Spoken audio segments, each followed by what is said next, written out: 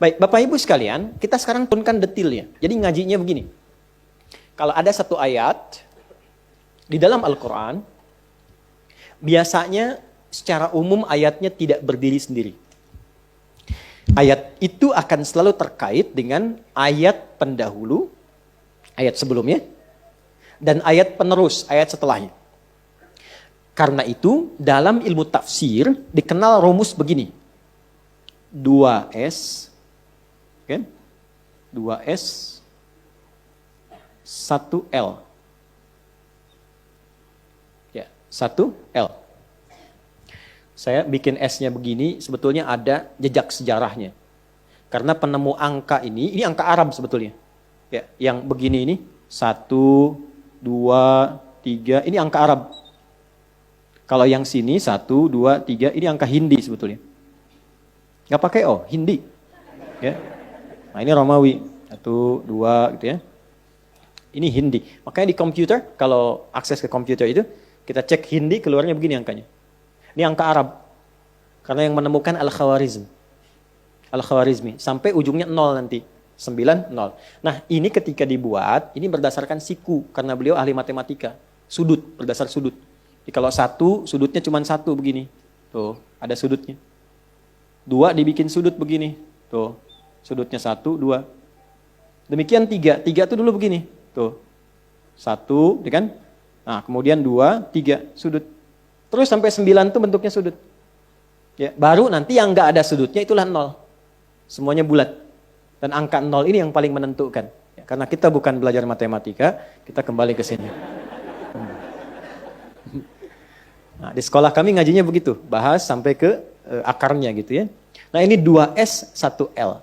S pertama disebut dengan siyak namanya. Siyak. Ya.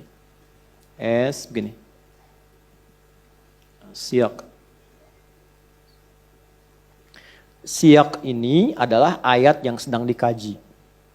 Misal kita bahas An-Naba misalnya ayat yang ketiga.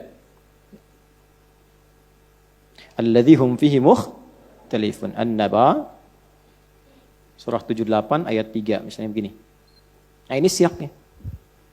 Nah untuk memahami ini nggak bisa mengartikan tunggal. Lihat terjemah langsung paham, tidak. Ini harus dilihat dulu apa kaitan dengan ayat sebelumnya. Lihat korelasinya. Dengan ayat kedua, dengan ayat ke-1, terus dengan surah sebelumnya sampai ke Al-Fatihah. Nah penelusuran untuk memahami ini sampai ke awal ayat Quran itu disebut dengan sibaq namanya. Sibaq. Beda titik 1 aja. Sibaq. Ini. Makanya tidak mudah untuk memahami tafsir Quran. Karena itu mazhabnya kalau belum paham, melihatlah para ulama yang punya sanad dalam menafsirkan. Ya, karena tersambung. Ini tafsir aja kita tuh nyambung ke Nabi, Bu, Pak. Menafsirkan Quran itu nggak bisa sembarangan. Nyambung ke Nabi sanadnya. Diberikan petunjuk itu. Sampai nanti ada juga itu paket atau pakem pengetahuannya. Sampai jadi pengetahuan. Sampai jadi disiplin ilmu itu pendalaman. Kesimpulan ini karakternya. Jadilah kemudian disiplin ilmu. Itu ketika ada disiplin ilmu, itu ada aturannya. Begini cara memahaminya, ini pakemnya. Jadi nggak bisa sembarangan. Ini menunjukkan kebenaran ajaran Islam dan kesungguhan serta ketelitian dalam memahaminya.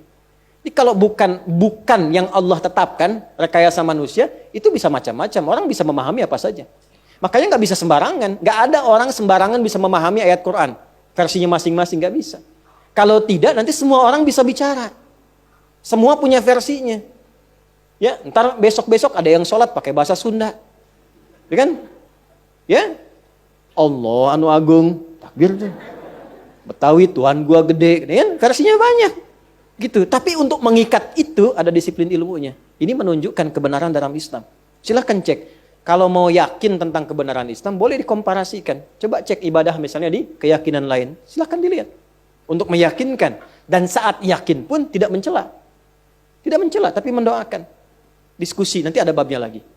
Nah setelah ini dikaitkan dengan yang sebelumnya dilihat, maka dilihat juga dengan yang setelahnya. Apa kaitannya sampai ke An-Nas?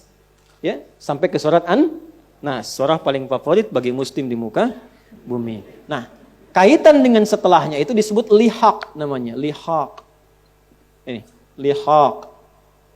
Ini sibaq, Ini lihaq, tengah-tengah siak. Karena ini S dan ini S, maka disebut 2S. Ini L, lam, 1L. Itu rumusnya, 2S, 1L. Jadi kalau ingin bisa memahami Quran dengan baik, maka Anda harus paham isi Quran dari awal sampai akhir. Kalau belum paham, lihat para penafsir, cari kitab yang tersambung riwayatnya sampai ke Nabi Sallallahu Alaihi Wasallam. Itulah sebabnya muncul kitab-kitab tafsir, dan kitab tafsir pun ada yang muktabar namanya. Muktabar itu yang sudah sesuai standar dengan disiplin ilmunya. Karena nggak boleh sembarangan orang menafsirkan. Jelas sampai sini?